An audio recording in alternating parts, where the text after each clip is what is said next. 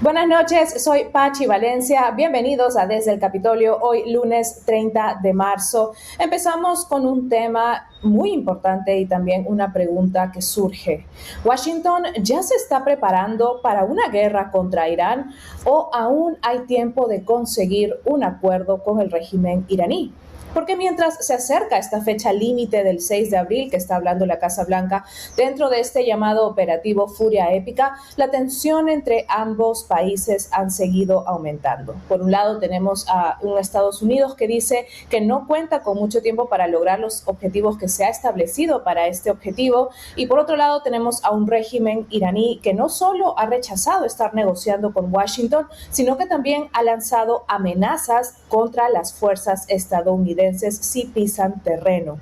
También, por otro lado, está creciendo esta preocupación por el estrecho de Hormuz, que es una ruta marítima clave por donde pasa buena parte del petróleo del mundo. Y si ese punto se desestabiliza, entonces el impacto no va a quedar solo en el Medio Oriente. Y mientras el foco está sobre Irán, pues también están surgiendo nuevas preguntas sobre Cuba, luego de que hoy la Casa Blanca minimizara la llegada del petróleo ruso a la isla. Así que para analizar estos temas con claridad, hoy nos acompaña el teniente coronel Octavio Pérez, oficial retirado del Ejército de Estados Unidos con más de 20 años de experiencia en inteligencia, seguridad y operaciones estratégicas. Coronel Octavio Pérez, es un gusto tenerlo nuevamente Desde el Capitolio. Muchas gracias por la invitación, como siempre. Coronel, empecemos por lo más importante. ¿Cómo interpreta usted este momento actual entre Washington y Teherán? ¿Estamos ante una última fase de presión o ya estamos ante un escenario que podría escalar militarmente? Primero, vamos a definir lo que es una guerra. Y la guerra empezó el primer día que se bombardeó. Esa era una fase aérea, una fase de misiles que ha sido muy común, muy prevalente desde los tiempos de la guerra del Golfo del 91, que hubo casi un mes de bombardeo antes de ejecutar la fase terrestre. Y así hemos empezado muchas guerras. En algunos casos ha sido fulminante, como lo que ocurrió en Venezuela, que en 2 horas y media se bombardeó, se entró y se salió. Pero no todo va a ser como en Caracas. Y esa es la desesperación y la ansiedad que vive el pueblo de a pie, que no entiende cómo estos conflictos suceden. La otra cosa que la gente no entiende es que esto empezó en junio del año pasado.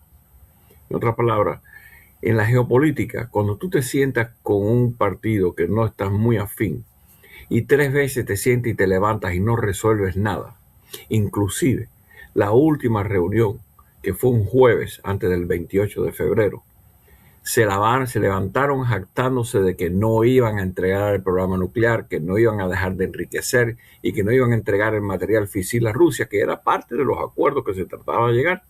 Empezó el bombardeo el 28 de febrero. Ya nos encontramos prácticamente 27, 28 días en el conflicto. Y la ansiedad que tenemos es porque tú estás sentada aquí en Washington, yo en Miami, y la gasolina sube de precio y los comestibles suben de precio y dice cuándo va a parar y cuándo va a parar. Entonces la gente espera como si fuera viendo un partido de fútbol todos los domingos, que te dan cada 10 minutos los scores de cada juego, que está ganando fulano también. Entonces esa ansiedad de tratar de resolver los problemas, porque 2 horas y media resolvimos un problema de ¿cómo se llama? De Caracas.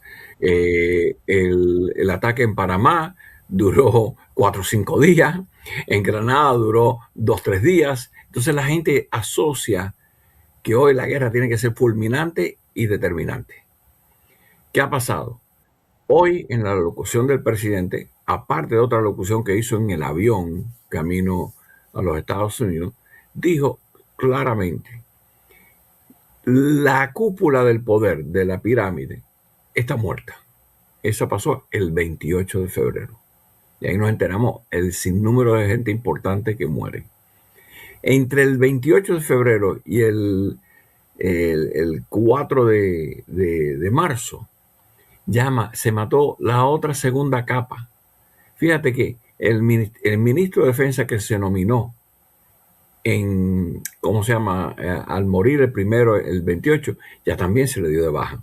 El jefe de la Guardia Republicana se le dio de baja. Y así por el estilo. En otras palabras, que está llegando una camada casi al centro de la pirámide, donde se espera que puedas lidiar con pragmáticos.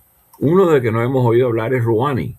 El presidente Rouhani, que fue presidente de la República Islámica, es un ayatolá, pero fue el que hizo el tratado con Barack Hussein Obama. En otras palabras, es un moderado. El presidente de la Cámara, Mohamed Breksa, que es el que dice Trump que estamos lidiando, es más moderado. El ministro de Exterior, que no ha vuelto a Irán, que está dando su periplo por todo fuera del país, también es un moderado.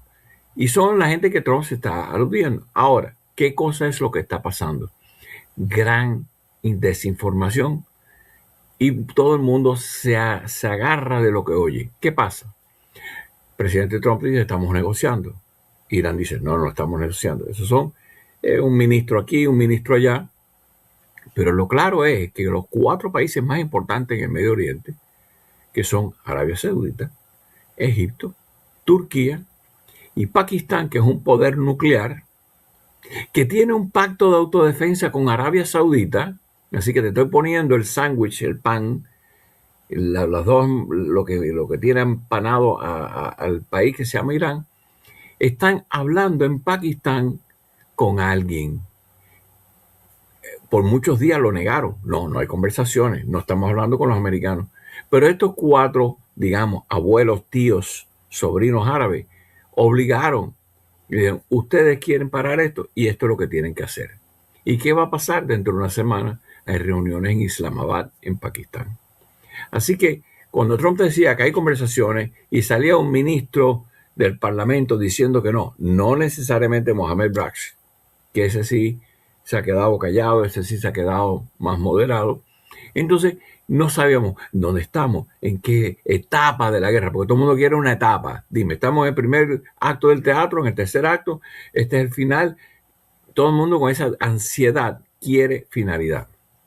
Hace más de 4 días, cuando alertaron la 82 de paracaidistas, que es una división de paracaidistas, que entró en Granada, que entró en Panamá, que es la primera que entra, aparte de los Rangers, que son fuerzas especiales, se empieza a hablar de la isla de Karg. La isla de Karg es una isla que tiene una historia muy bonita. 2000 años ha sido un punto céntrico de navegación. Los fenicios, los persas, todos los imperios usaron esa isla porque tiene agua potable, que eso es una de las cosas más codiciadas hasta que el petróleo en el Medio Oriente. ¿Qué hicieron? En los años 50, hasta antes del Shah de Irán, el país eligió hacer de esa isla su punto de distribución de petróleo, de almacenaje. Hay oleoductos y gasoductos que van 28 kilómetros de tierra firme hacia la isla y han puesto la gallinita que pone los huevitos de oro en un solo lugar. En otras palabras, el tú tomar la isla, fíjate, en ningún momento los Estados Unidos bombardeó las reservas, ni los depósitos, ni la infraestructura de refinación, nada. Lo dejaron intacto. Bombardearon las unidades militares. Si tú le quitas la gallina de los huevitos de oro, es como si yo voy a tu casa y te llevo y te apago la llave principal del agua que entra a tu casa. Ni te bañas, ni puedes usar el toilet, ni puedes cocinar. Y te quité la remuneración que te está entrando en el país.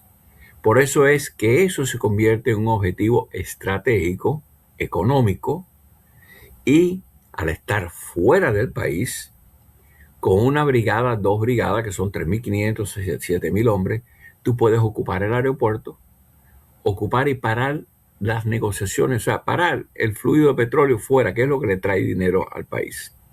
Ya con eso, si tú no te decides sentarte a hablar, proseguimos a la próxima etapa, que es la otra etapa que el presidente habla. Si no te pones a hablar, te vamos a destruir la infraestructura energética. Consciente los Estados Unidos que cuando uno hace de un objetivo civil, como lo es la infraestructura eléctrica, estamos viendo lo que están haciendo los rusos en Ucrania, si tú llegas a hacer un daño tan perjudicial que pones a sufrir a la gente, se convierte en un delito de guerra, de acuerdo al Código de Ginebra. Así lo que estamos hablando aquí es ir selectivamente y destruir en lugares claves esta infraestructura eléctrica que está basada en gas. Fíjate qué país más interesante. Con todas las reservas de petróleo, ellos eligieron hacer que todo el grid eléctrico de ellos esté propulsado por plantas que queman gas natural. O sea que el objetivo, otra vez, una gallinita de oro por él. Es como dicen, nunca pongan todos los huevos en una bolsa. Se te cae la bolsa y se te rompen los huevos. Llévala en varios lugares. Ellos nada más que tienen 2 puertos fuera del Golfo Pérsico que no están completamente habilitados para el petróleo porque más parte del petróleo y gas están adentro del Golfo Pérsico. Para ellos poder desviar petróleo, gas, tendrían que estar construyendo por 4 o 5 años para habilitar esos 2 puertos que están fuera en el mar Indio, o sea, en el mar de la India. Entonces, tú puedes, a la misma vez que estás tratando de negociar, hacer un operativo militar selectivo. Y esto no es poner botas a ir a atacar una unidad militar adentro de tierra firme. Le quitas la gallinita de oro, controlas la gallinita de oro. Creo que ellos no serían capaces de destruir la isla de Kar, porque estén los americanos ahí, porque después tardarían 10 años en reconstruir toda esa infraestructura. Por eso los americanos tampoco le dispararon a la infraestructura petrolera. Ahora, ¿dónde van los infantes de marina?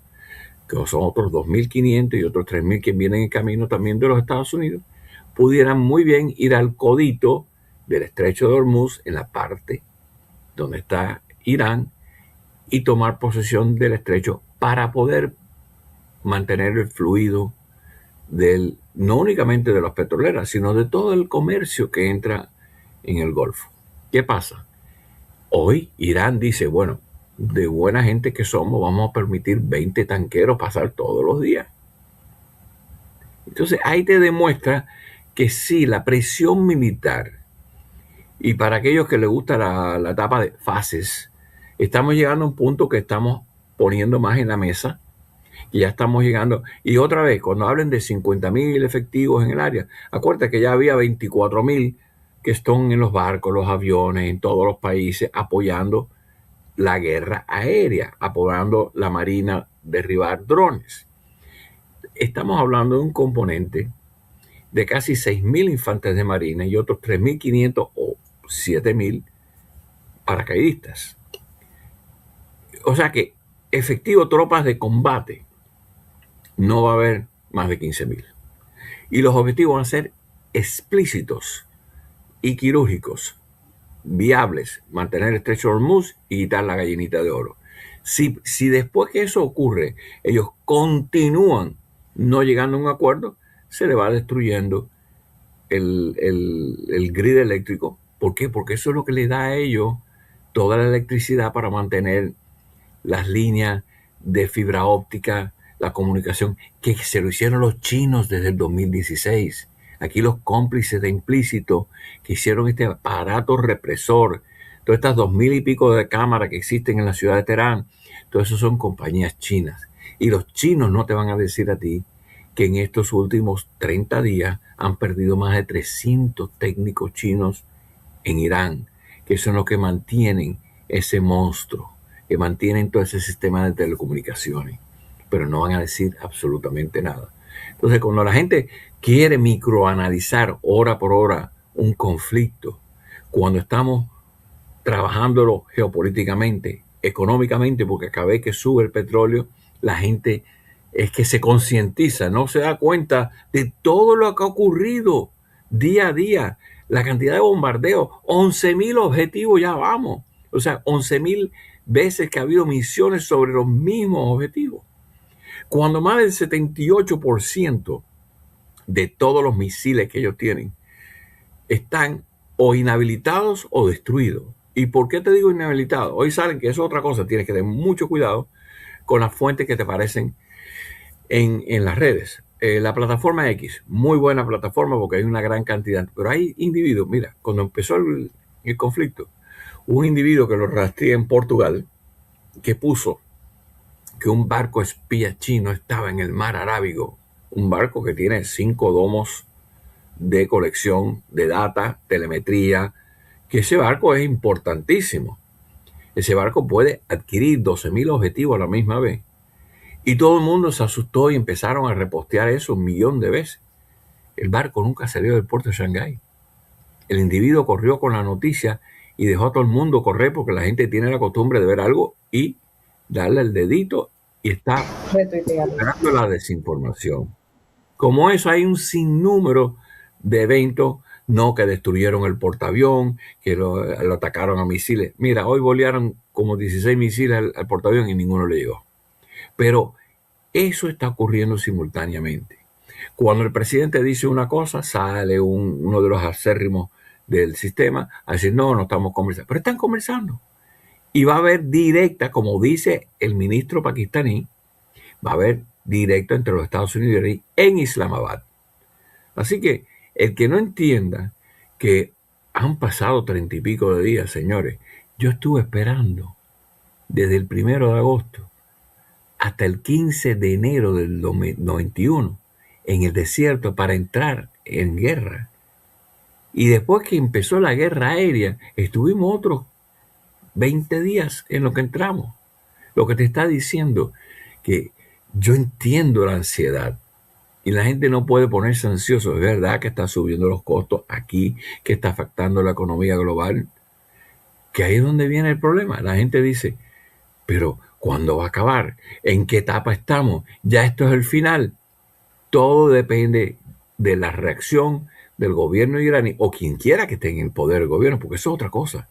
Ya hemos decimado, por cierto, este fin de semana se le dio de baja al almirante encargado de la Marina de la Guardia Republicana. Así que otro general que también perdió el mando. No sabemos con quién estamos hablando. Estamos hablando con gente que sí son más pragmáticos, que son menos acérrimos al sistema. Y ese, como dice el presidente en el avión, en su alocución, dice, estos se puede considerar un logro. Ya hubo un cambio de régimen al destruir la cúpula. Ya estamos hablando con gente que quiere hablar, aunque no quieran admitirlo públicamente, porque también ellos tienen una responsabilidad para el discurso interno. Pero en un país donde el 54% de los habitantes tiene menos de 25 años, ¿qué te voy a decir, hija mía? Los tiene la vida por delante. Por eso los ejércitos están hechos de jóvenes. Están hechos de jóvenes porque un joven no tiene $10 en el bolsillo, no tiene ninguna carga y tiene todo el porvenir de un futuro para liberar a su país. Por eso esas muchachitas se están tirando a la calle y la están arrestando, la están violando y la están matando públicamente. Y están dispuestas a hacerlo de nuevo. Y por eso es que ahora, viendo todo lo que está pasando, bajaron la edad de reclutamiento a 12 años. Qué criminales son estos individuos. Así que todo se pone en la mesa. Tú tienes que tener el brazo firme por un lado y la zanahoria en el otro. ¿Quieres comer zanahoria? Aquí la tienes. ¿No quieres comer zanahoria? Aquí viene el puñazo. Y eso es exactamente lo que está pasando. Ahora la gente quiere contabilizar eso como que, bueno, ¿y qué? ¿Y cuándo va a pasar? ¿Y qué es lo próximo? Todo depende. Y fíjate que él dice, todavía no lo he hecho, pero lo tengo en planes.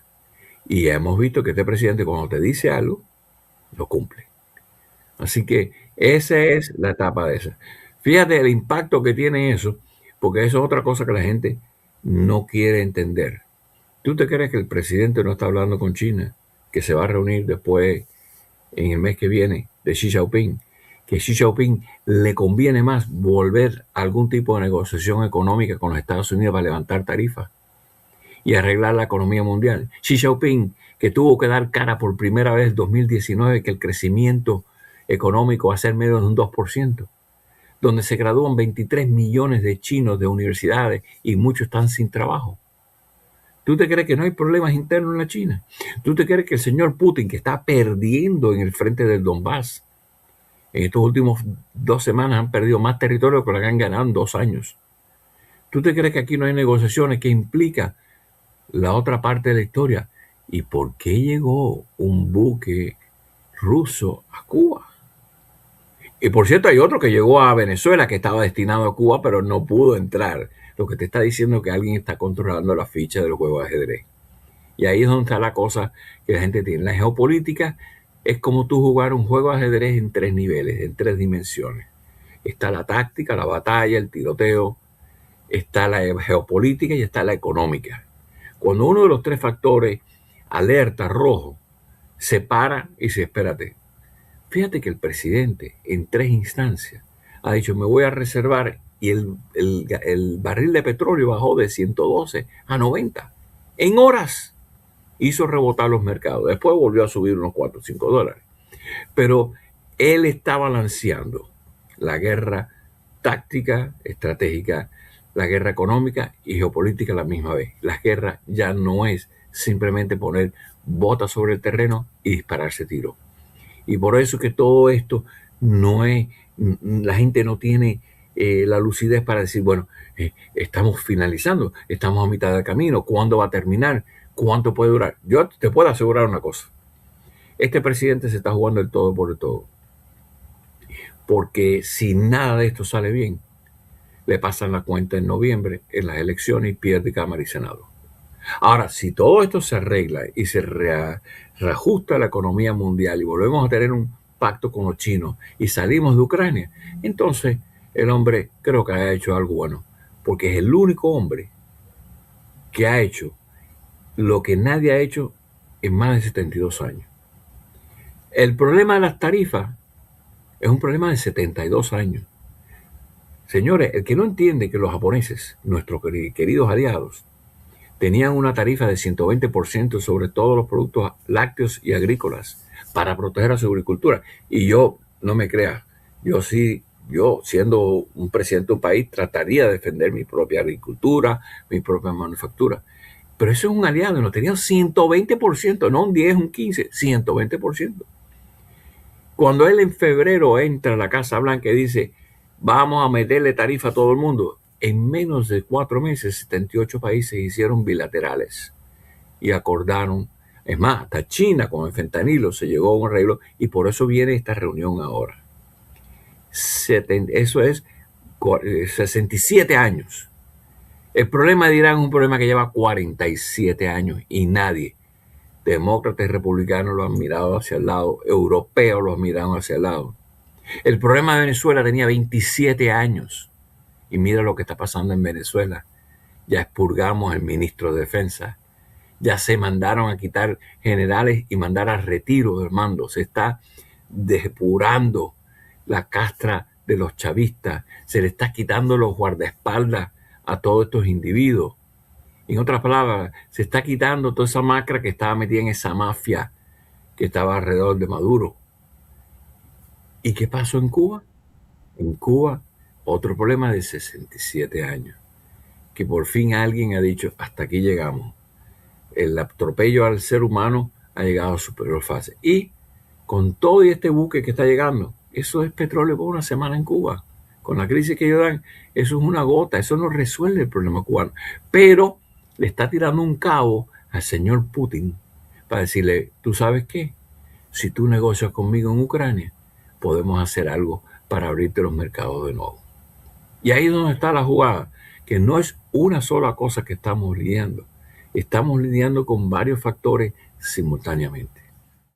Exacto. Y justo ahí, Coronel Pérez, quería preguntarle, porque gracias por toda esta explicación, porque definitivamente ha englobado varias preguntas y dentro de varios subtemas que lo tenía justo pensado y la audiencia también se pregunta. Así que gracias por empezar a explicar esta parte de la ansiedad que uno siente al ver la rapidez quirúrgica que se logró en el operativo contra el régimen de Venezuela, y entonces queremos tal vez sentir que el manual va acorde con los éxitos o los supuestos logros que vaya teniendo Estados Unidos frente a esto. Ahora, se habla mucho también de esta fecha límite del 6 de abril, que el día de hoy la secretaria de prensa, Karoline Leavitt, volvió a mencionar. ¿Qué podría pasar según su análisis si para ese entonces no hay un avance real, si no hay una siguiente etapa como lo estaba comentando? Es algo, digamos, más que nada... no sé cómo decirlo, pero ¿es una fecha simbólica o es algo que en verdad está dentro de los objetivos que Trump está planteando? Es una manera para que vean que el hombre no es un autoritario. Fíjate, hace una semana él había dado una fecha límite del viernes pasado. Pero como estaba la duda que si estamos conversando o no estamos conversando, es más importante en este momento aclarar al mundo que sí hay conversaciones. hizo una prórroga para el 6 de abril. Pero si para el 6 de abril no se logra nada, entonces va a bombardear la infraestructura eléctrica, lo dijo. En otras palabras, esto hubiese ocurrido ya el viernes pasado. Pero como había otro problema mayor, que era la desinformación y la negación de algunos en Irán de que había o no conversaciones, y que había delegaciones, porque los americanos, el señor Witkoff y el yerno Kushner del presidente, no han regresado a su país. Esa gente debe tener maletas que le mandan de los Estados Unidos con calzoncillo y camiseta. Esa gente no ha visto a su familia en semanas o meses. Están de capital, del Cairo, que empezaron las conversaciones, a Estambul o Ankara, y de ahí a Islamabad. Entonces, por un lado, estos 4 países árabes estaban hablando con ellos, y por otro lado, los países árabes estaban hablando con los del régimen, con los pragmáticos, con los que están dispuestos a hacer un cambio.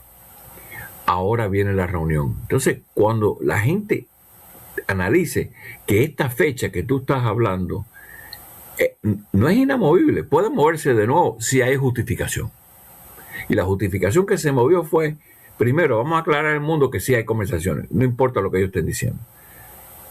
Pero si el 6 de febrero, de abril, que ya implícitamente están reunidos en Islamabad, mañana o pasado, quiere decir que si no se llega a un acuerdo, se va para la próxima cosa, que es destruir la infraestructura de ese gas natural que alimenta las plantas eléctricas. Y esa es la importancia que tiene hoy. Ese pudo haber sido el 28, pudo haber sido, ¿cómo se llama? Hace 4 días. Hace 3 días, el viernes, que era el 27. Esa era la fecha inicial.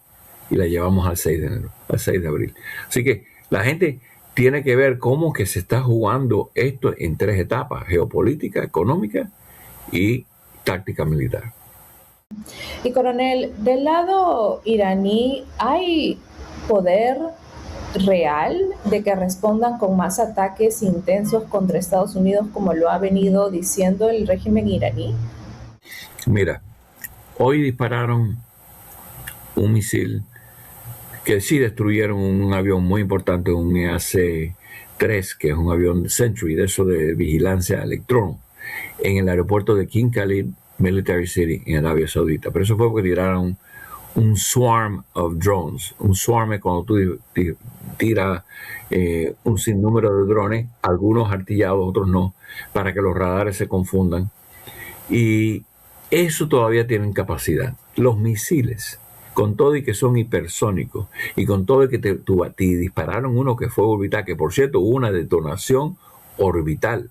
El sistema Arrow 3, que está fabricado en Israel, colaboración de Raytheon americano y la industria Rafael israelí, que lleva más de 45 años haciendo el domo de hierro, que será el domo de oro de los Estados Unidos, pudieron darle al misil en lo que entraba en su órbita y regresaba, para que tú veas la eficiencia del sistema antimisiles. Costosísimo, pero la eficiencia. No ha habido el voleo de misiles 1 o 2 al día. Los hutíes dispararon un par de misiles a lo que se cree que es la base nuclear de los israelíes, donde tienen las ojivas nucleares. También fueron derribados. Los hutíes se declararon este fin de semana que iban a abrir un segundo frente. Adivina lo que hicieron los hutíes. Se acabaron de sentenciar a muerte. El que no entienda que al final de la guerra de Gaza, los Estados Unidos y Gran Bretaña hicieron un bombardeo extensivo sobre los hutíes, que le dejaron casi el 70% de todo su armamento destruido. Un puerto vital, que donde le entraba el armamento de Irán, también fue destruido. Ahora se van a convertir en un tiro al blanco. Ahora los franceses y los ingleses, no por ser amigos de Trump, no por apoyar la guerra de Trump, porque ellos dicen, no es mi guerra, sino por defender sus intereses, porque todos esos buques que salen del Golfo Pérsico, Estrecho Hormuz, tienen que cruzar el Estrecho de Adén hacia el Mar Rojo para el Canal de Suez para ir a Europa. y por sus propios intereses van a ir a destruir cualquier cosa que los hutíes traten de disparar en contra de los barcos que van a Europa. En otras palabras, eso es otra cosa. No somos parte de la coalición. No queremos ver nada con... Esta es la guerra de Trump. Pero el portaavión Charles de Gaulle, francés, está fuera de las costas de los Emiratos, protegiendo los intereses económicos que hay entre Francia y los Emiratos. Inglaterra también mandó equipos antidrones, antimisiles y ha mandado un par de acorazados. En otras palabras, no estoy contigo, pero aquí estoy. O sea, tú matas las moscas en la cocina que yo las mato en la sala. Pero yo no estoy contigo. Estamos matando moscas. Y ahora, todo piloto que no haya tenido experiencia de combate puede volar desde Inglaterra y Francia o sus bases, porque tienen bases. Los franceses tienen bases en los Emiratos, los franceses tienen bases en otras partes del mundo y pueden ir y bombardear selectivamente si los hutíes se pronuncian que van a empezar otra vez a disparar a los barcos en el Golfo de Adén. Así que cuando tú veas todos estos movimientos, hay alguien que está, porque todo el mundo está preocupado por la economía mundial. Hoy el precio de los fertilizantes, que es otro derivado del petróleo, está por el cielo. ¿Y cómo tú vas a creer que todos estos países pobres, subdesarrollados, que necesitan comprar, que tienen tierras baldías, que no tienen la mineralogía para poder cosechar, ahora les sube el costo del fertilizante? Y eso es otra cosa, consecuencia de la guerra de Ucrania. La gran parte de los fertilizantes del mundo venían de Rusia. Rusia era el que aportaba una gran... Y eso está cortado, está mermado. Por eso es tan importante también acabar con la guerra de Ucrania. Y créeme, todo esto, a lo mejor ni tú y yo nos vamos a enterar, pero también se está lidiando con toda la retórica que estamos abandonando Ucrania. Los ucranianos están acabando con los rusos en el Donbass. La provincia de Dniepro, la ciudad de Dniepro, que está en Zaporizhzhia, están casi capturando todo el territorio que habían perdido en 2 años. Y supuestamente empezó la ofensiva de primavera de los rusos. Y lo que le están dando es palo y cepillo a los rusos en esa área de Ucrania. Así que todo esto está ocurriendo simultáneamente. Y ahora, coronel, el secretario de Estado Marco Rubio ha dicho que el presidente Trump tiene opciones para reabrir el estrecho de Hormuz. Así que cuando se habla de reabrir un punto así, ¿de qué tipo de acciones estamos hablando en concreto? Bueno, primero, se rehusaron los europeos en ayudar a escoltar los barcos. Al tú poner 2 brigadas de infantes de marina en la otra costa, en la parte de Irán, del estrecho Hormuz, acuérdate que tú tienes Qatar, Omán, en la otra parte del estrecho. Obviamente no va a haber nadie disparando de Qatar o Omán, sino vendría tú ocupar ese sector y con aviones y drones proteger esas unidades que están en la costa, porque hay que ver la geografía de Irán. Los persas no fueron bobos cuando hicieron su reino en Irán. Irán es un país que parece un valle con una circunferencia de montañas, de cadenas de montañas. Cuando tú veas el mapa topográfico del área, hay un par de portales que tienen ese mapa, te enseña el acantilado, o sea, las rocas que suben muy cerca del mar. Lo que quiere decir que si tú controlas las alturas y tú con fuego y con aviones puedes, la unidad, el que se atreva a meterse a menos de 50, 100 kilómetros de la frontera, lo matan. Tú puedes reabrir el estrecho de Hormuz. Acuérdate que ya no existe una marina de guerra iraní. Los 16 acorazados más grandes están todos hundidos. La flotilla que tenían de 20 bancos mineros, todos destruidos. Les quedan sumersibles, les quedan drones marítimos. Pero también eso se puede lidiar con eso. Hay sistemas antidrones también marítimos que tienen sistemas de radares, armas sónicas que pueden hacer detonar esos torpedos. En otras palabras, si tú restableces el control del estrecho de Hormuz y le quitas la gallinita que produce los huevos de oro y puede fluir el mercado mundial de petróleo, ya el régimen no tiene forma de hostigar a nadie ni llevar en jaque a nadie en el mundo. y los precios se controlan. Ahora, ¿qué se queda en el poder? ¿Qué es lo que quieren la gente joven? Quiere un cambio radical, total. Pero ese cambio lo tienen que hacer ellos adentro. Así que si la combinación de los pragmáticos con que estamos conversando, llegamos a acuerdos como, primero, no vas a seguir enriqueciendo uranio. Segundo, vas a soltar el material físil que la IATA, que es la Agencia Internacional Atómica, dice que es muy posible que haga hasta fuga, porque ese gas que ellos tenían, esos 458 kilogramos de gas enriquecido un 60%, están en unos, como si fuera, no sé si tú has visto en la carretera los camiones lecheros, que es un camión que parece un cilindro, parece mucho del gasolina, pero imagínate esos cilindros llenos de ese uranio 235 al 60%. Si hay un liqueo, como dicen el anglicismo mal hecho, o sea, si hay un salidero, puede haber contaminación. Entonces, si tú permites la IATA entrar en el país y supervisar y poner sistema de cámara como hubo una vez en el pasado, y tú desistes de enriquecimiento de uranio, entonces estás en una plaza para reconstruir el país, estás en una plaza para abrirle los mercados al país. A ver, que eso es otra cosa. Lo mismo que ocurre en Venezuela ocurre en Irán. Por todas las sanciones que han tenido los últimos 47 años, la capacidad petrolera de refinamiento y de extracción está por el mínimo. Porque muchas de las maquinarias, estas son maquinarias europeas, americanas, que fueron Aramco, la compañía que entró en Arabia Saudita, Amoco, Exxon, todas esas compañías hace 60, 70 años estaban en Irán. La Shell, la BP Amoco, toda esa gente puede volver a entrar otra vez, muy parecido a lo que se está haciendo en Venezuela, donde ese dinero no va para los caudillos de régimen, se controlan los bancos y se le da créditos para poder pagar a todos los empleados públicos, para hacer todas las cosas que hacen falta.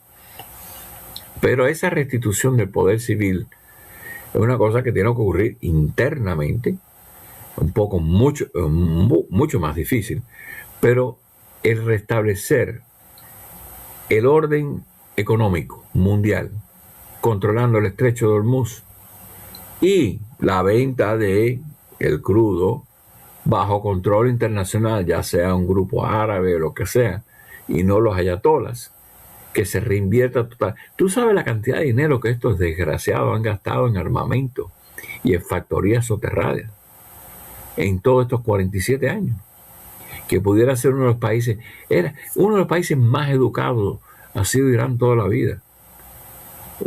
La cantidad de iraníes que hay aquí viviendo en los Estados Unidos, no de ahora, desde hace muchos años, profesionales, gente que son políglotas, que hablan 3, 4 idiomas, que son eminencias en su carrera. Toda esa gente, más lo que hay en Irán, como te dije, el problema se lo buscaron ellos.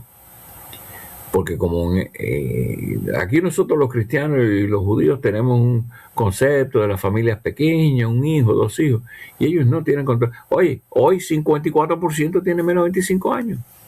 Esa juventud está sedienta de libertad, de acceso al mundo, de poder entrar y salir de su país, de poder tener su negocio, de irse a la playa en un bikini sin ser hostigada. Todo eso lo viven ellos en las redes, ellos están informados que hay un mundo fuera de Irán, igual que en Cuba, igual que en Venezuela, igual que en China. Y por eso las revoluciones las hacen los jóvenes. 2 o 3 viejos liderando, pero los jóvenes son los que tienen en sus manos el poder de cambiar las cosas en el país. Exacto. Y coronel, ahora que está mencionando Cuba, era uno de los últimos temas. Sé que ahorita el tiempo se nos está acabando, pero rápidamente, la Casa Blanca ha dicho que permitir el petróleo ruso para que llegue a la isla no representa realmente un cambio de política sobre este bloqueo. Ya nos dijo un poco, nos adelantó este análisis que usted piensa también que tampoco siente que sea un cambio significativo para lo que está sucediendo en la isla, pero en términos generales, ¿cómo está analizando esta declaración? ¿Eso quiere decir que puede llegar más buques rusos con petróleo a la isla? ¿Realmente es un mensaje? Pueden llegar buques de petróleo venezolanos controlados por la banca americana. Pueden llegar buques de petróleo mexicanos eventualmente, controlando con una compraventa con mediación americana. En otras palabras, esto de que Gaenza, que son los militares en Cuba, que controlan toda la industria en Cuba, reciban el dinero, lo metan en su banco, no.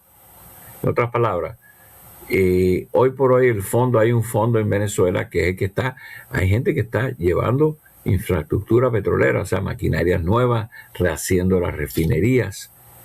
Está Repsol, está compañías americanas que están invirtiendo para volver a traer a Venezuela 2.3 millones de barriles al día, que eso es lo que estaba antes de Chávez.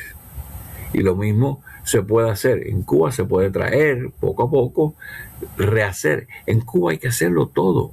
El grid eléctrico, el de agua, reconstrucción de muchas ciudades que están todas destrozadas.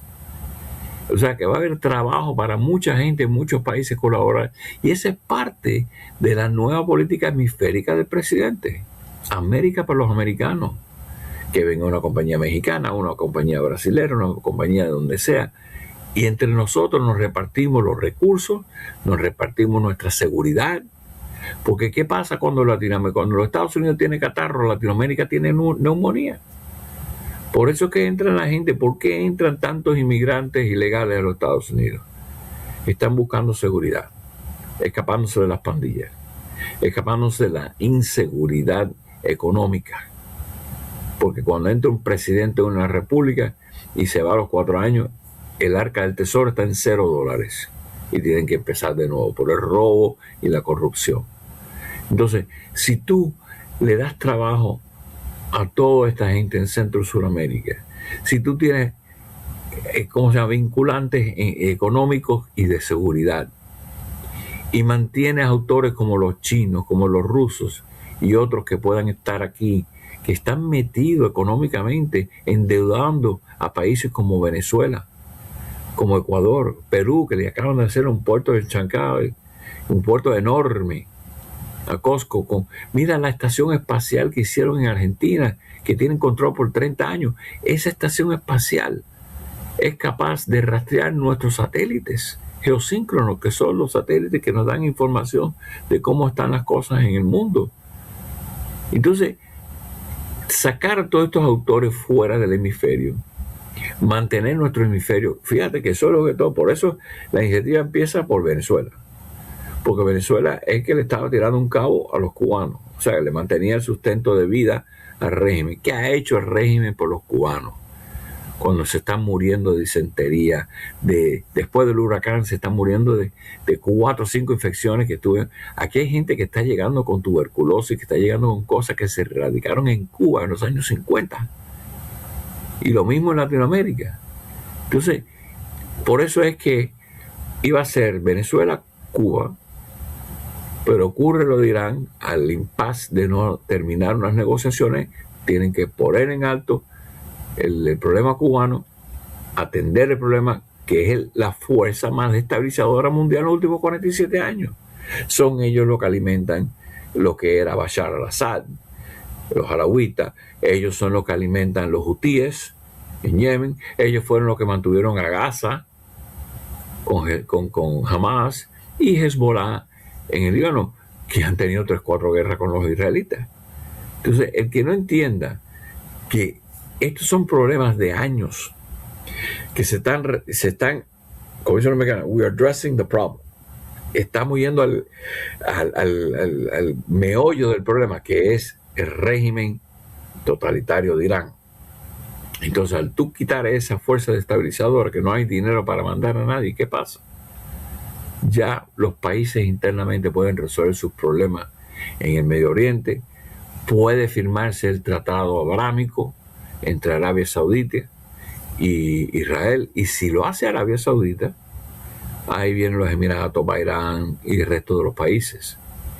Porque fíjate qué cosa curiosa, de los 4 países que están lidiando con el problema hoy de Irán, Egipto era el país líder de la Liga Árabe en los años 60-70, pero Egipto y Jordania hicieron un acuerdo de paz con Israel y los demás lo miraron de lado. Pakistán es el único poder nuclear de esos cuatro. Y Turquía, Erdogan siempre quiere ser el mediador y termina haciendo nada. Pero es un miembro de la OTAN. Y el otro día dijo algo que no me gustó nada. Dijo que iba a apoyar a los iraníes en esta guerra porque ellos tienen un enemigo común que son los kurdos. Entonces, es preocupante, nada es fijo, nada es absoluto, porque hay muchas de estas interacciones que no hay entendimiento. Pero cuando esos cuatro países, que sí son países que pueden determinar y tienen lo que se llama poder de conmoción, o sea que cuando estos cuatro países hablan como una sola voz, los demás van a ponerse en fila. Fíjate lo que ha hecho este bombardeo de todos estos días en contra de los Emiratos, de Kuwait. Está llegando a un punto que ellos están formando una alianza para atacar también por su cuenta. El otro día Kuwait disparó misiles en contra de Irán. Para que tú veas, llega un punto que me llenaste el copón, tú sabes. Tú serás un hermano árabe y es verdad que los americanos y los judíos te están atacando, pero tú sabes que no me destruyas mis plantas de desalinización, que esto es vital para el país como nosotros. Y eso es lo que está atacando Irán. Irán está yendo a infraestructura civil crítica, que el agua potable es más crítico que lo que es un barril de petróleo. Coronel Octavio Pérez, gracias por este análisis tan extenso, tan profundo y también por ayudarnos a entender este escenario internacional desde el punto de vista geopolítico, que precisamente es su especialidad. Y vamos a seguir esperando que se desarrolle esto, pues, al minuto a minuto, pero siempre conservando la calma, como nos acaba de mencionar. Que tengan buenas noches y, como te digo, mente positiva. Todo tomará su curso. Supón lo peor, supón que no llegamos a ningún acuerdo y los Estados Unidos, por presión política interna, tiene que dejar la guerra. Irán no es el mismo Irán que era hace 38 días. Tienen menos poder para infligir daños en el Medio Oriente. O sea que no estamos lidiando con la misma gente. Y eso internamente le va a causar un cambio de régimen en el país. Gracias, coronel, y como siempre es bienvenido a Desde el Capitolio cuando tengamos estos análisis tan importantes sobre la geopolítica. Que tengan buena noche. Muchas gracias. Y gracias a ustedes por acompañarnos esta noche. Como siempre, aquí en Desde el Capitolio estamos siguiendo de cerca estas decisiones que se están tomando en Washington y cómo están repercutando e impactando no solo la política internacional, sino también la vida de nuestra comunidad hispana. Así que si este análisis le pareció útil, dele me gusta a este video, compártalo con su familia, con sus amigos y déjenos debajo en sus comentarios qué cree usted que Estados Unidos está haciendo ahora. ¿Está acercándose a una escalada mayor o simplemente está conteniendo esta crisis? Y si todavía no se ha suscrito a nuestro canal, suscríbase ahora y active la campana para no perderse nuestros próximos análisis y entrevistas. Yo soy Pachi Valencia, gracias por estar con nosotros y nos vemos mañana con más información aquí en Desde el Capitolio. Buenas noches.